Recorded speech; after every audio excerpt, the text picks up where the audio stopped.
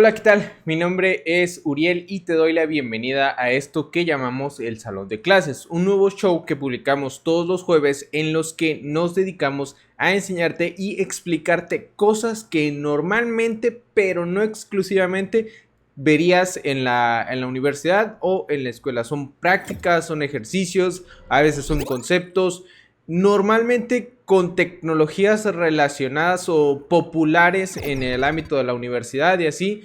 Hoy, por ejemplo, en nuestro primer capítulo voy a presentarte un tutorial en el que te voy a enseñar cómo escribir en archivos en Java utilizando PrintWriter. Vamos a ver cómo compilar desde la terminal, vamos a ver cómo leer argumentos, vamos a explicar un poquito qué quiere decir cuando te decimos que tienes que hacer flush o descargar el buffer. Vamos a ver por qué esto es necesario y por qué si no lo hacemos a veces o normalmente no vamos a ver nada escrito en nuestro archivo. Como este tutorial vamos a estar teniendo nuevos cada jueves con distintas tecnologías. A veces va a ser Java, a veces va a ser Python, a veces va a ser PHP, a veces no va a ser un tutorial con código sino una explicación, a veces puede ser un algoritmo, etcétera. Así que si te gusta la sección, suscríbete a nuestro canal y activa las notificaciones para que estés saltando de todo el contenido que tenemos preparado para ti. Y sin más, vamos al tutorial.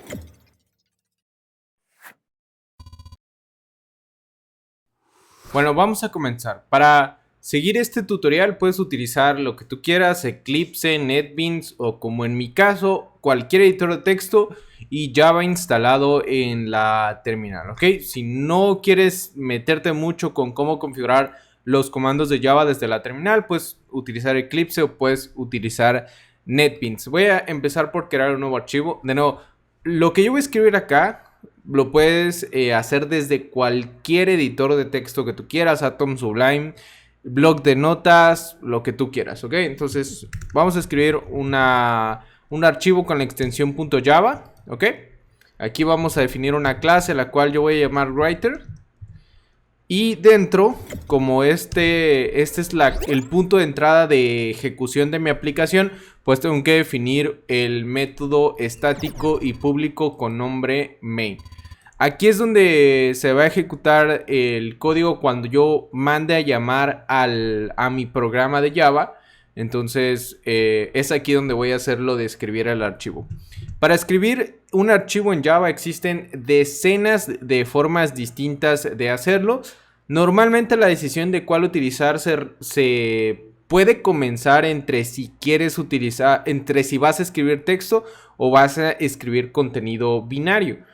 Y aún así, ya después de que hayas decidido si vas a escribir cualquiera de las dos categorías generales de contenido que puedes escribir, ya hay otras decisiones o otras cuestiones que se deben tomar en cuenta a la hora de definir cómo o con qué componentes de Java vas a escribir un archivo.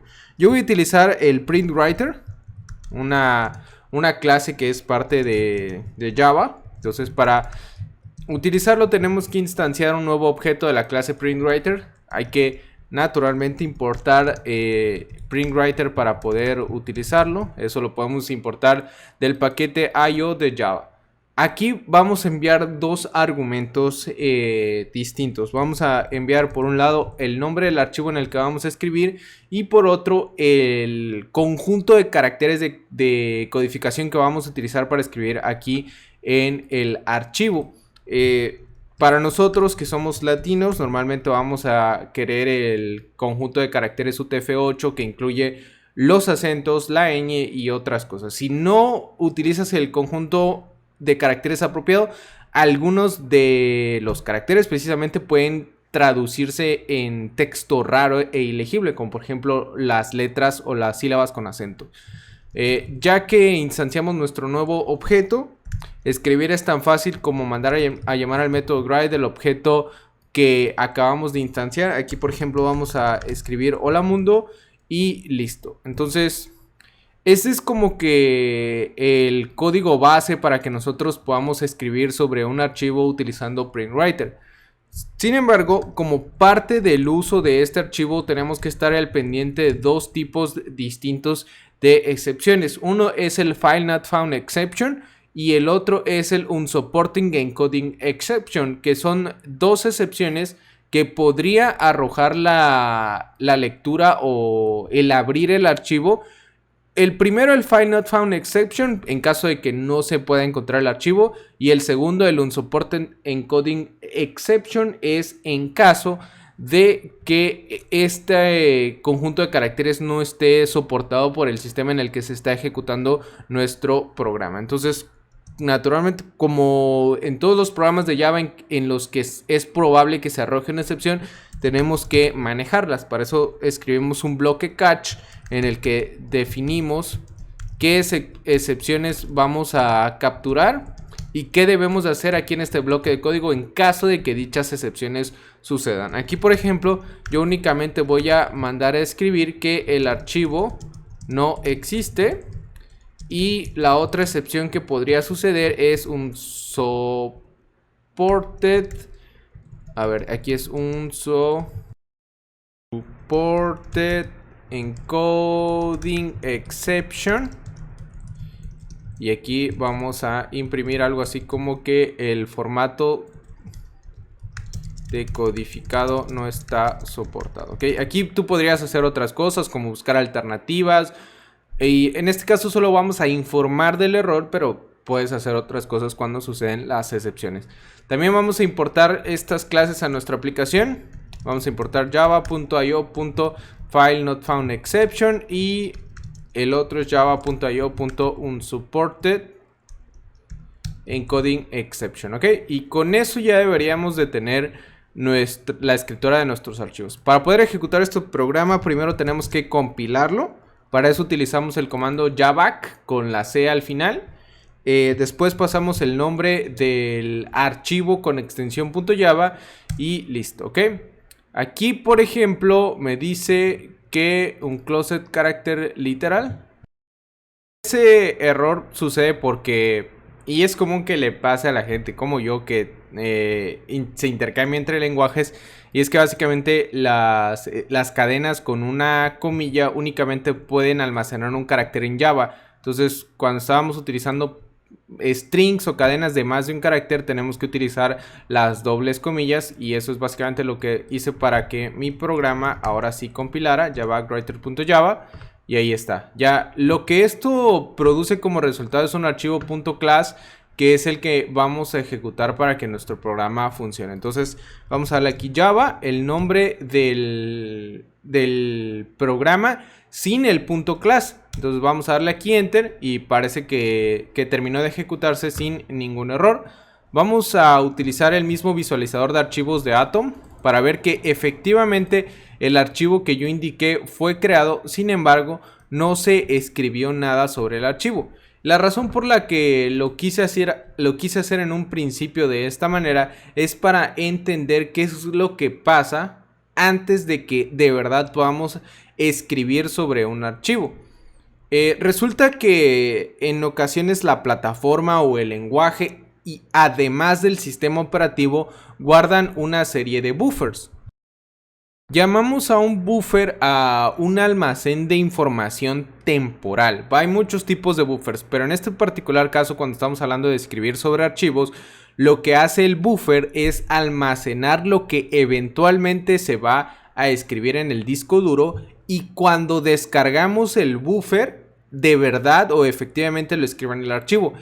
Esto lo que es el beneficio que esta estrategia produce es que el sistema operativo no tiene que estar constantemente escribiendo sobre el disco duro, sino que guarda todo en el buffer y ya que terminamos de hacer las modificaciones sobre el archivo, pum, lo escribe todo. Y de esa manera, pues es considerablemente más eficiente porque no tiene que de nuevo estar constantemente escribiendo sobre el disco duro.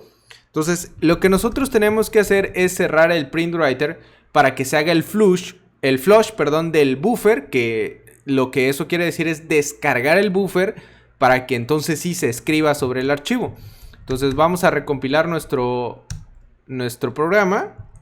Después vamos a ejecutar JavaWriter y vamos a abrir ahora el archivo y vemos cómo efectivamente ahora sí se escribe sobre el archivo. Entonces, Por ejemplo, ¿qué pasa si tú se está ejecutando tu programa y está escribiendo y escribiendo y escribiendo y de repente se apaga tu computadora repentinamente? Bueno, si no hubo un flush previo, si no hubo una descarga del buffer, entonces todo lo que entre comillas se estaba escribiendo no va a estar sobre el archivo que está en el disco duro, sino hasta que se hace el flush, se pasa toda esta información hacia el archivo del disco duro, ¿ok?